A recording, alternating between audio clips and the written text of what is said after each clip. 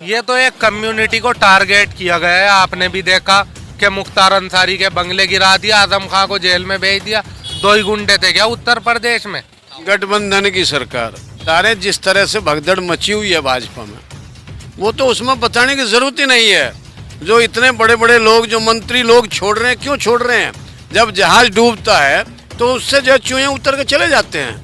गांव में लहर है गठबंधन की। भारतीय जनता पार्टी ने कानून व्यवस्था सही करी। हाँ, पुलिस को ठेका जरूर दिया, चाहे मार दे गोली घुटने में इतने रुपए में, चाहे मार दे छाती में इतने रुपए में। क्या दे दिया उन्हें भाजपा ने?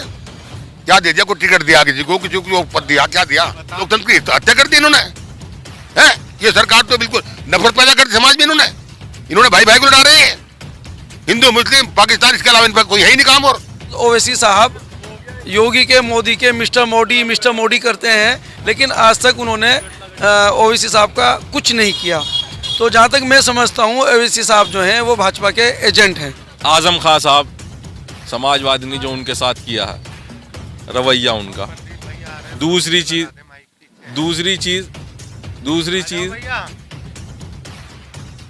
चीज मैं ये बता दूं कि एक तो आजम खां साहब जो इनके साथ जो है दोहरापन इख्तियार किया समाजवादी ने, और अब फिलहाल की स्थिति में कोई चुनावी टिकट नहीं दिया जा रहा है मुस्लिमों को।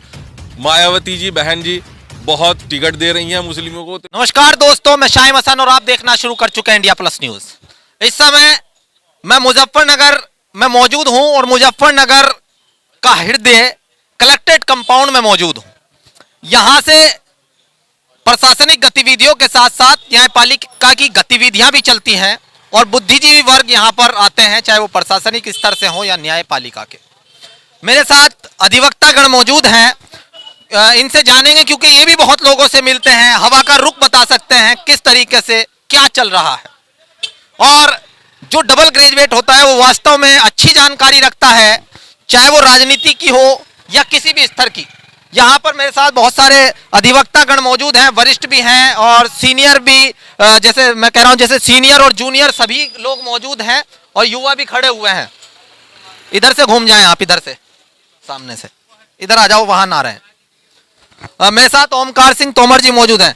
सर, चुनाव बिल्कुल सर पर है, आचार संहिता लग चुकी है, आप बहुत लोगों से मिलते हैं, बहुत सारे क्लाइंट्स आते हैं, बहुत सारी विचारधारा वाले लोग आते हैं, क्या लग रहा है इस बार के चुनाव? गठबंधन की सरकार।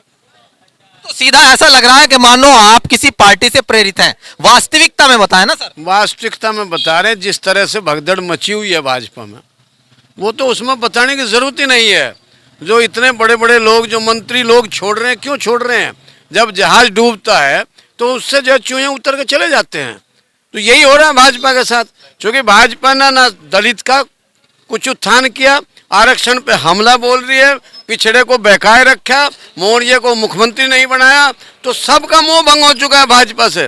किसान आंदोलन जो है, आपने देखा ये सारी चीजें। गांव में लहर है गठबंधन की। और ये सर, आपने कहा कि बहुत सारे छोड़ रहे हैं, 5 साल तक तो ये मलाई मारते रहे वहीं पर। हाँ, फिर अब क्या दिखा उनको? अब यूं देखा कि सरकार जा रही है। सरकार जब जाती है तो सब छोड़ जाते हैं पार्टी। हमारी पार्टी में से भी लोग छोड़ के गए, जब हमारी सरकार आने के चांस नहीं रहे। आप ऐसा लग रहा है जैसे भारतीय जनता पार्टी ने कानून व्यवस्था पर काम किया है तो वकीलों के पास से काम छिन गया। वकील कहीं इसलिए तो नहीं चिढ़े हुए हैं? बिल्कुल गलत। वकील बिल्कुल काम में है, ऐसा किसी पे कोई काम नहीं छिना। और ना भारतीय जनता पार्टी ने कानून व्यवस्था सही करी। हाँ, पुलिस को ठेका जरूर दिया, चाहे मार दे गोली घुटने में इतने रुपए में, चाहे मार दे छाती में इतने रुपए में। और जितनी लुटाई इस सरकार में पुलिस के द्वारा हुई है, आज तक का रिकॉर्ड है, किसी सरकार में पुलिस को इतनी खुली छूट नहीं दी गई। जी, आप सहमत हैं सर? बिल्कुल सहमत है, बिल्कुल सहमत है। गठबंधन की सरकार जो है बनने जा रही है और भगदड़ मची हुई है। सब हरिजन बैकवर्ड पूरे में तो आप देखा नहीं, सारे मंत्री छोड़, हरिजन बैकवर्ड तो छोड़कर भाग रहे हैं। आप जनरल कैटेगरी में आते हैं, त्यागी समाज जू का तू इंटैक्ट है। समाज हम हमारे साथ है भाजपा को हराने के लिए। क्या दे दिया उन्हें भाजपा ने? क्या दे दिया? कोई टिकट दिया किसी को पद दिया? क्या दिया?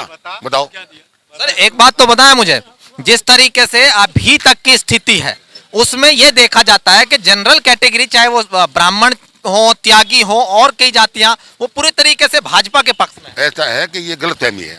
जो भी पढ़ा लिखा है, जो समझता है आर्थिक नीतियों को देश की, और जो समझता है इकोनॉमी को कि हमारी अर्थव्यवस्था कहाँ जा ली, गरीब जो है और गरीब होगा, अडानी अंबानी जो है ये जो है बढ़ रहे हैं, तो देख रहे हैं सब लोग पढ़े लिखे लोग, सब पत्रकार हों, बुद्धिजीवी, सब देख रहे हैं इस बात को। ये सरकार भी पूंजीपतियों की है, गरीब आदमी से कोई मतलब नहीं इसका।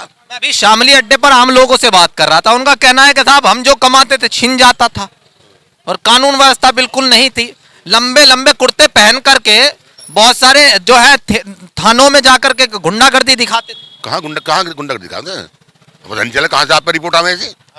गुंडागर्दी तो ये कर रहे हैं, गुंडागर्दी ये कर रहे हैं। इन्होंने जो है जिला परिषद चुनाव देखा, हमने पर्चे नहीं बंटे दिए लोगों को, इन्होंने लोकतंत्र की हत्या कर दी इन्होंने। है ये सरकार तो बिल्कुल नफरत पैदा करती समाज में।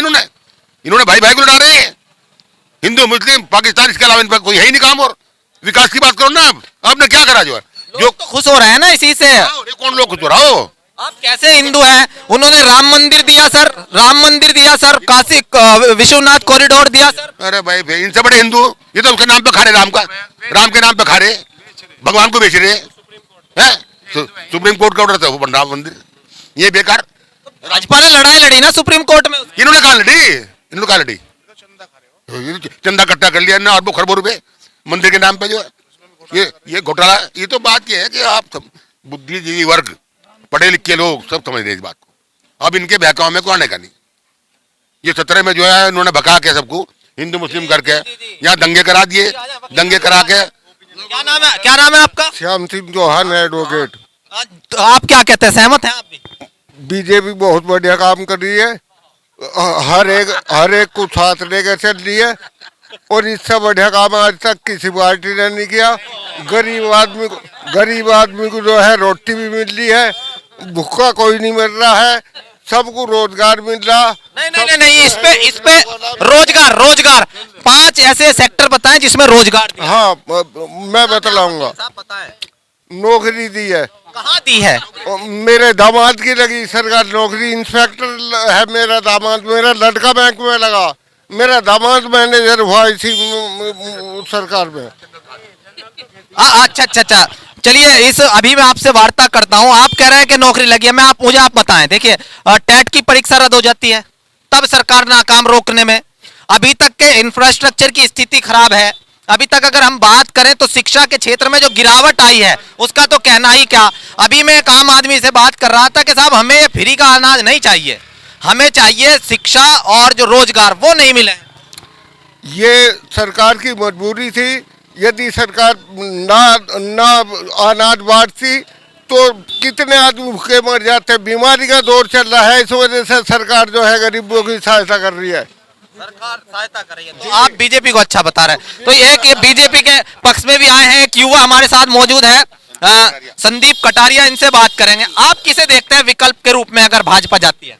देखिए विकल्प के रूप में इस बार जो है स्टेट गवर्नमेंट ने तो कुछ नहीं किया, ना ही सेंट्रल गवर्नमेंट ने किया है। बेरोजगारी इतनी बढ़ चुकी है, युवा नौजवानों के लिए कोई भी भर्ती, पुलिस की हो, आर्मी की हो या बैंक की हो, रेलवे की हो, कोई भी भर्तियां नहीं निकाली गई। रोजगार बिल्कुल ठप हो चुका है और स्टेट गवर्नमेंट ने किसी की भी कोई इस तरह की हेल्प नहीं की है। जैसे बेरोजगारी भत्ता वगैरह पूर्व से जो सरकारें करती आ रही थी। और आजकल का युवा बहुत पीड़ित है, युवा चाहता ही नहीं है कि भाजपा सरकार आए। और फिलहाल जो विकल्प के रूप में है, अभी गठबंधन भी चल रही है पार्टियों के अलग अलग। अगर डिवाइडेशन एंड रूल रहा तो बीजेपी को इसका बहुत बेनिफिट मिलेगा, परंतु अगर डिवाइड एक बात तो बताएं आप, बीजेपी को सबसे बड़ा फायदा मिलने वाला है कानून व्यवस्था पर। आप 11 बजे अपने घर नहीं जा सकते थे, आज मोटरसाइकिल पर आप अपने घर जा सकते हैं। नहीं, कौन कह रहा है? मैं तो 11 बजे क्या 12 बजे भी घर गया हूँ, इससे क्या है? कानून व्यवस्था तो पहले बहुत अच्छी थी, बीएसपी सरकार में रही है, सपा सरकार में भी अच्छी रही है, लोकदल सरकार में अच्छी रही है, हर तरह की सरकार में अच्छी रही है। फिलहाल कानून व्यवस्था बहुत खराब है। अब क्या हो रहा है, थाने में पुलिस वाले जो है ठेकेदार बन गए हैं, पुलिस वालों को ठेकेदारी दे दी है। क्या करते हैं, मनमानी अपनी मर्जी करते हैं। किसी अधिवक्ता को बैठने की वहाँ पर कोई सुविधा नहीं है, ना ही कोर्ट परिसर में कोई वहाँ पे व्यवस्था की हुई है। तो ये व्यवस्था है तो पूरी स्टेट गवर्नमेंट ने खराब की हुई है।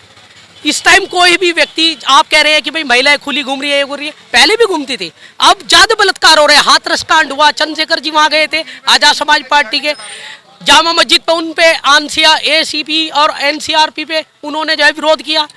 उसके बाद भी जो व्यक्ति समाज हित में ओबीसी एसटी एसटी वर्ग के लिए लड़ रहा है, मैं मानता हूँ इसका विकल्प जो है युवाओं की जो पहली जो Guinness book of world record में भी उनका नाम लिया गया वो चंद्रशेखर भाई है। अब आया चंद्रशेखर, यानी आप उनके अभी कहाँ मायावती का जो इंटैक्ट वोट है वो तोड़ने में असफल रहे हैं, तो कहाँ से उनके विकल्प के रूप में आप देखिए अभी तो चुनाव बाकी है, अभी स्टैंड जो है वो युवाओं की जो पहली और फर्स्ट जो चॉइस है वो चंद्रशेखर है। मायावती का कोई स्टैंड ही नहीं है, वो किसी भी मुद्दे पर कहीं बोल नहीं पाई है। और रही स्टेट गवर्नमेंट की बात, बीजेपी का तो कहीं स्टैंड ही नहीं रहा है, जो जितना था वो उससे ही विधायक टूट टूट के दूसरे दलों में जा रहे हैं। तो जाहिर सी बात है कि एक तरफ जो है जो गठबंधन की जो सरकार बनेगी वो खिचड़ी बन के सरकार बनेगी, ऐसे मुद्दे पर सरकार नहीं बन पाएगी इस बार यूपी की। सरकार आ किसकी रही है? देखिए गठबंधन की सरकार आएगी, मिलजुल के सरकार आएगी। आप क्या सोचते हैं, आप सहमत हैं इनसे?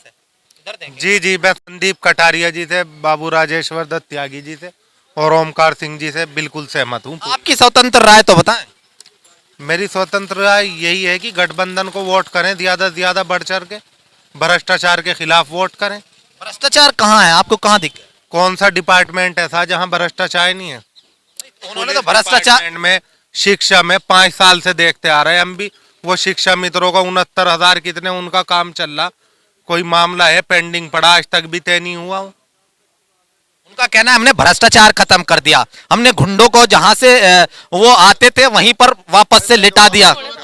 ऐसा है, भाजपा ने कोई गुंडागर्दी खत्म नहीं करी, इंडिविजुअल एक कम्युनिटी को टारगेट करके उन्होंने 5 साल सिर्फ हिंदू मुस्लिम, हिंदू मैं मुस्लिम हूँ या आप हिंदू हो, वो अपने जाति मफाद के लिए हो या आपका धार्मिक मामला है, वो उसका किसी समाज से राजनीति से क्यों जोड़ा जाता है उसे?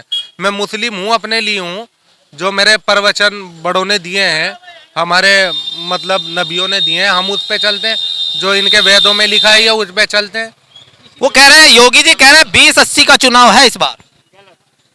2080 का हमें तो उनका सहन समझ में नहीं आया, क्या बात कही। असल में वो पढ़े लिखे आदमी नहीं है, उन्होंने पता नहीं क्यों कह दी होगी। ये तो जबान है, मैदान पड़ा, जबान के आगे कोई कुछ ही कह लो। 2080 मतलब आप समझ तो गए, अधिवक्ता है। नहीं, चुनाव अगर वो लड़ रहे तो 100 के 100% में लड़ रहे। किसान कहाँ जाएंगे?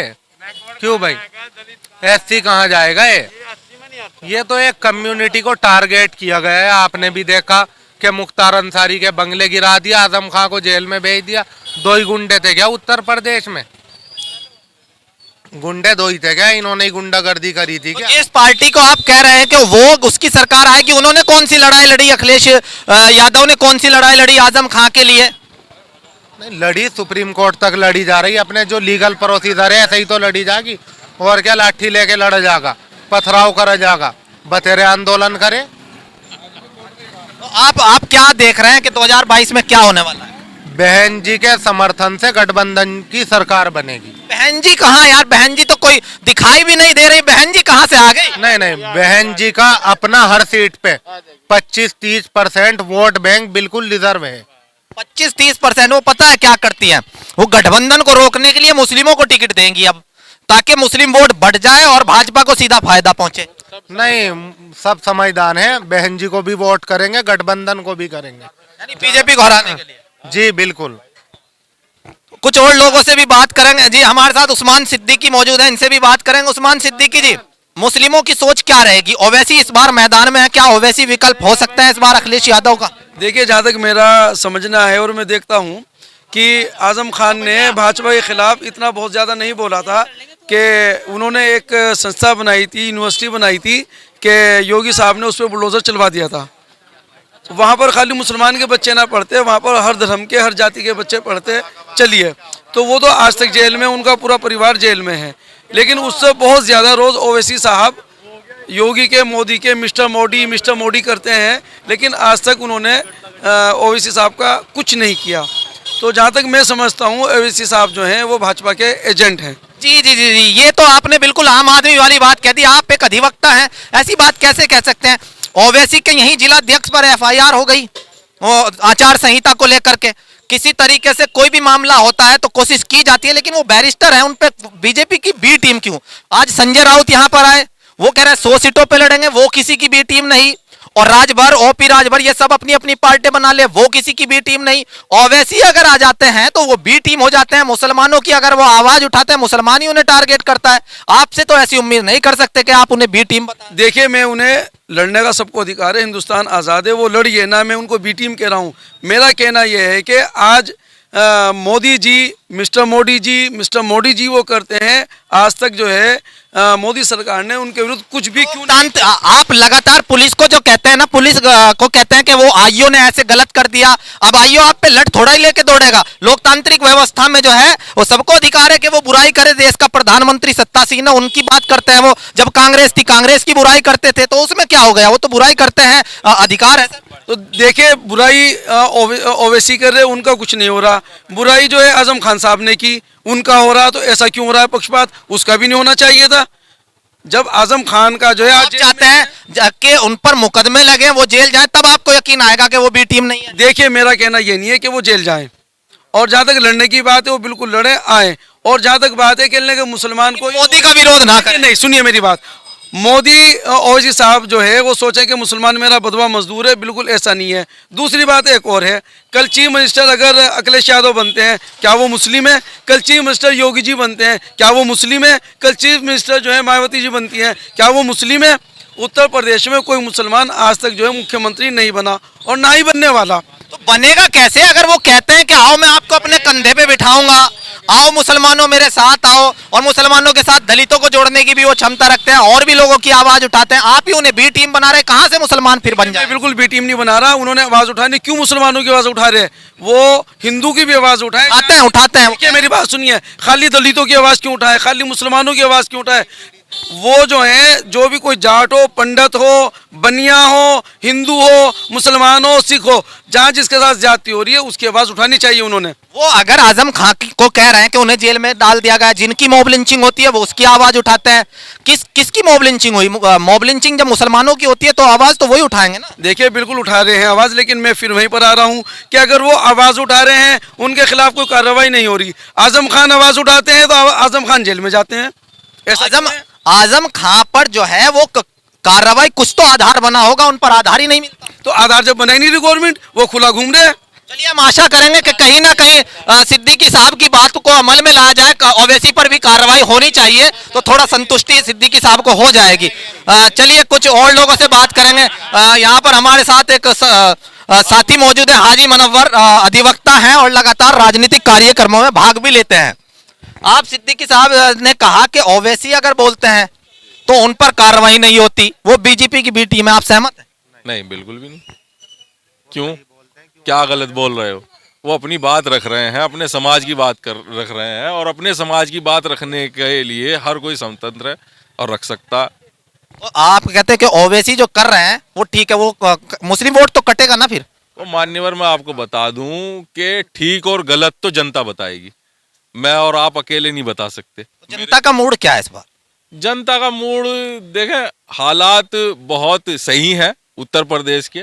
5 साल में कोई दंगा नहीं हुआ कभी भी, किसी भी तरीके से। छोटा मोटा छूट छूट घटनाएं होती रहती हैं, तो ये चीज है। दूसरी चीज मैं आपको बता दूं कि हालात जो कह रहे हैं, बहुजन समाज पार्टी सरकार बना रही है, बिल्कुल एक तरफा, और बहुजन समाज पार्टी बना लेगी।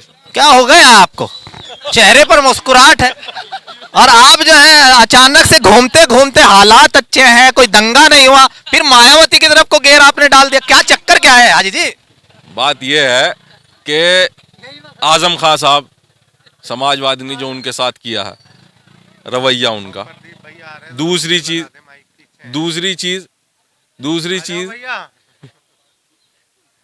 चीज मैं ये बता दूं कि एक तो आजम खान साहब जो इनके साथ जो है दोहरापन इख्तियार किया समाजवादी ने, और अब फिलहाल की स्थिति में कोई चुनावी टिकट नहीं दिया जा रहा है मुस्लिमों को। मायावती जी, बहन जी, बहुत टिकट दे रही हैं मुस्लिमों को, तो लिहाजा मुझे तो लगता है श्रीमान जी आदरणीय, हम मुसलमानों को टिकट नहीं मिल रहा है, आप कहते हैं भाजपा को हटाना भी है, फिर मायावती की तरफ कुछ मुसलमान चला जाएगा, कुछ और चला जाएगा तो फिर से भारतीय जनता पार्टी कहां से हट पाएगी इस तरीके से? सारा मुसलमान मायावती जी के साथ जा रहा है। जब टिकट ही नहीं मिलेंगे मुसलमानों को, तो टिकट ना मिलना कोई शर्त थोड़ा ही ना है। है क्या कह रहे हैं? शर्त थोड़ा ही है कि टिकट मिलेगा तभी जाएंगे किसी के पक्ष में। अच्छा काम के आधार पर जाइए ना। नहीं, भाजपा को हराने का ठेका सिर्फ मुस्लिमों का है क्या? और बिरादरी नहीं रही? उत्तर प्रदेश में और बिरादरी भी है, और भी कौमें हैं। अकेले दलितों का और मुसलमानों का ठेका है क्या भाजपा को हराने का? अकेले मुस्लिमों का और इंडिया प्लस न्यूज, सिर्फ वही जो सही।